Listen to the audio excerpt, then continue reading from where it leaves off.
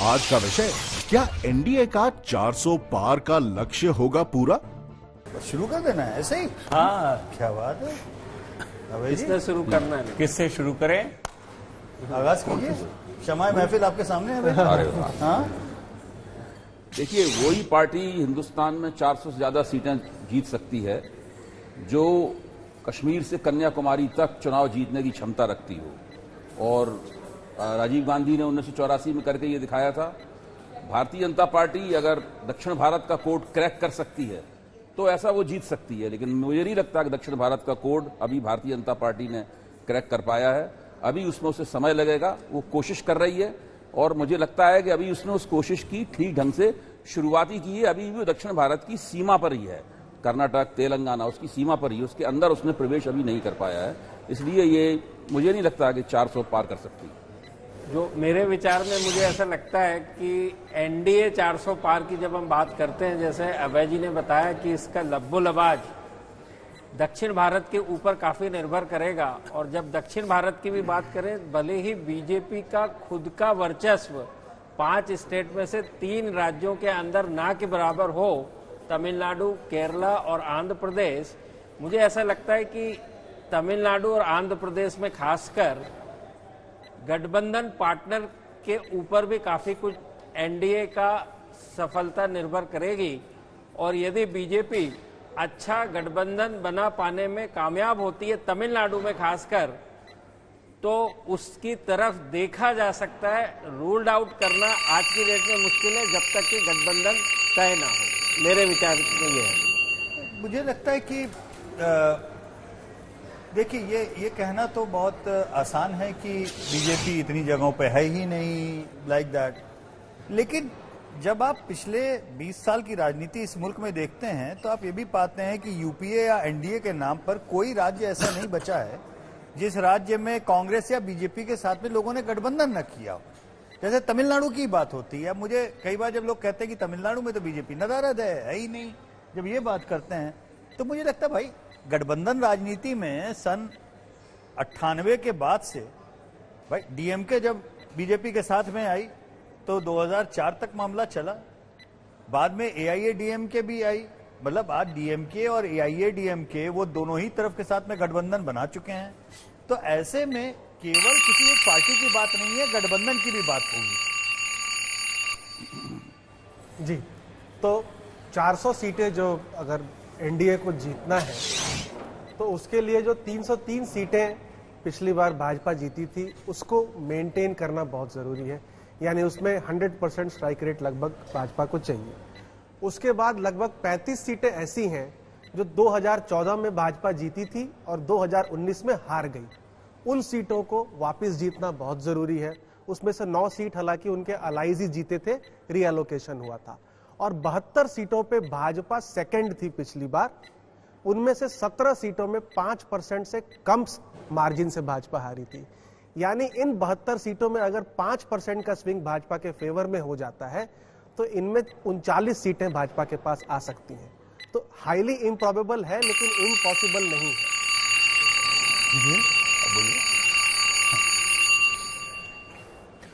देखिए, मुझे लगता है कि जब कोई विद्यार्थी, स्टूडेंट कमजोर भी होता है तो टारगेट बड़ा फिक्स करता है।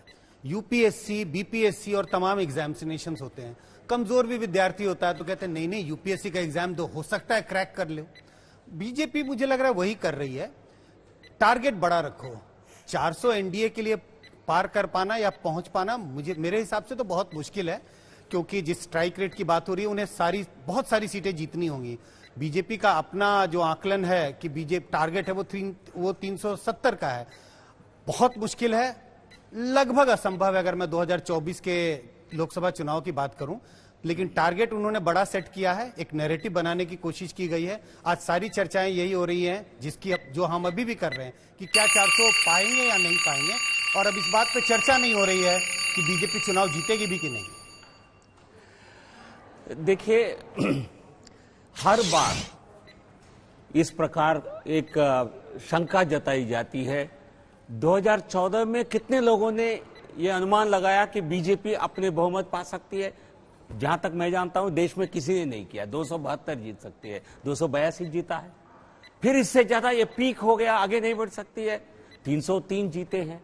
हर बार नामुमकिन को मुमकिन बनाना, असंभव को संभव करके जताना, यही मोदी जी की नेतृत्व रही है। तो इसलिए 400 लक्ष्य बड़ा लग सकता है, बट लेकिन ये बिल्कुल पार करेंगे, क्योंकि इस बार एक अपोजिशन पूरी तरह डिस्पिरिटेड है। अपोजिशन दिख नहीं रही है इस मैदान में। 14 से ज्यादा, 19 से ज्यादा बड़ी जीत। जैसे आपने जीवीएल साहब कहा कि अपोजिशन दिख नहीं रही है, तो क्या हम ये माने कि बीजेपी की खुद की जो ताकत है या अपोजिशन की जो कमजोरी है उसका फायदा मिलता दिख रहा है एनडीए को आपके हिसाब से? इंटरेस्टिंग सवाल है, बट लेकिन हमारी ताकत किसी और के कमजोरी बन गई है। ऐसा नहीं है कि कोई दूसरा विपक्ष वो अपने आप स्प्लिट हो गए। कांग्रेस तो कभी टूटी नहीं है पिछले 10 साल में। किसी भी, जहां तक मेरा ध्यान है, एक आध राज्य में टूटी होगी, बट ज्यादातर कांग्रेस यूनाइटेड रही है। कांग्रेस कमजोर इसलिए है क्योंकि भाजपा मजबूत हो गई है। मोदी जी के नेतृत्व के सामने कोई दूसरे विकल्प दूर दूर तक नहीं दिख रहा है। यही हमारी मजबूत उनकी कमजोरी के रूप में साबित हो रही है। उनकी कमजोरी का फायदा हमको नहीं मिल रहा है। नहीं, मुझे लगता है कि इसमें कोई शक नहीं है कि भाजपा बहुत मजबूत है इस वक्त। 2014 का चुनाव देखें, 19 का चुनाव देखें, कुछ कामकाज को लेके जो उनकी लीडरशिप है उसको देखते हुए लगता है भाजपा बहुत मजबूत है। लेकिन कुछ ऐसा वोट मुझे लगता है भाजपा को 2024 के चुनाव में आने की गुंजाइश है, जिसकी बात की चर्चा हो रही है कि विपक्ष बहुत कमजोर दिखता है। क्योंकि जब हम लोगों के पास जाते हैं तो कुछ ऐसे लोग मिलते हैं, वो इस बात को कहते हैं कि हाँ भाई बेरोजगारी बढ़ी हुई है, महंगाई बढ़ी हुई है और थोड़ी तो तकलीफ है। और जब आप उनको और पूरे दें, उनसे बात करें, तो उन्हें लगता है कि हाँ कोई अगर अच्छा विपक्ष होता तो शायद मैं उस अच्छे विपक्ष की ओर देखता, मन बनाता वोट देने के लिए।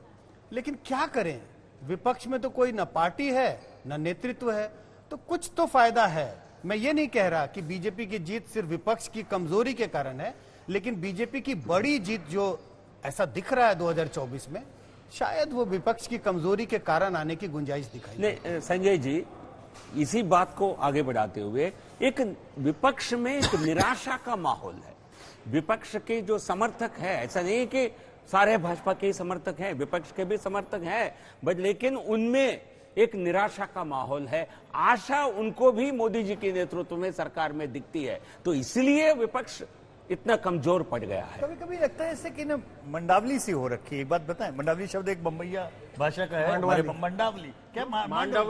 मांडावली। दो बम्बई वाले हमारे पास में बैठे हैं, और वैसे मतलब ये दोनों ज्यादा मराठी हैं मुझसे ज्यादा। आप तो मैं बनारस का भैया हूँ, मेरे देशमुख सरने पे बिल्कुल। आप तो अब दुबई वाले हैं। नहीं वो ठीक है, लेकिन रूट तो मेरे बनारस के है ना, तो वो निकाल नहीं सकता। दुबई के डॉन तो नहीं है। नहीं। और एक जो अजीब सी बात मुझे लगती है कि देखिए, मुझे ऐसा संभव लगता है कि केंद्र की राजनीति में या इस लोकसभा चुनाव में विपक्ष के जो नेता हैं, इंडिया अलायंस के मेंबर हैं, उनकी कोई इक्विटी नहीं। जब मैं इक्विटी की बात करता हूं, मुझे लगता है कि उनका सारा फोकस, उनकी ताकत, उनका सारा सरोकार राज्य के अपने विधानसभा चुनाव से रह गया है। यह बात मैं इसलिए कह रहा हूं क्योंकि पिछले 10 साल में इस मुल्क में आधे चुनाव भाजपा हारी है, आधे चुनाव, क्योंकि सबका फोकस 2014 और 2019 पे रहता है। तो लोग जैसे कहते हैं कि अरे सब कुछ बीजेपी जीत रहा है, ऐसा नहीं है, हारी है बीजेपी। लेकिन जो हार के जीते हैं उनको जैसे लगता है कि यार मेरा चुनाव, मेरा राज्य, ये मेरी इक्विटी है, ये केंद्र की इक्विटी, ये कांग्रेस का सिरदर्द है, इसके झमेले में मैं क्यों फंसूं। मतलब ये कहीं ना कहीं एक वो लगता है कि इंटरेस्ट नहीं लगता कि बीजेपी को हराने का केंद्रीय चुनाव में। जैसे राजस्थान का चुनाव हुआ, कांग्रेस के लिए कितना आसान था उस समय, 5 साल पहले, रानी तेरी खैर नहीं, मोदी तुझसे बैर नहीं। अब ये कांग्रेस वालों ने नारा बढ़ाया था। मैं थोड़ा, मेरा इसमें रुख अलग है। ऐसा नहीं है कि उनको लोकसभा चुनाव में रुचि खत्म हो गई, न उस जीता नहीं जा सकता है यह, क्योंकि राजस्थान का जिसका उदाहरण आपने लिया अभी, 25 के 25 सीट जीतना, वो भी 3 महीने के अंतराल में, लोकसभा चुनाव के 4 महीने के अंतराल में, यह बात क्या कहती है? मतलब लोकसभा में मोदी ही मोदी है, मोदी चाहिए।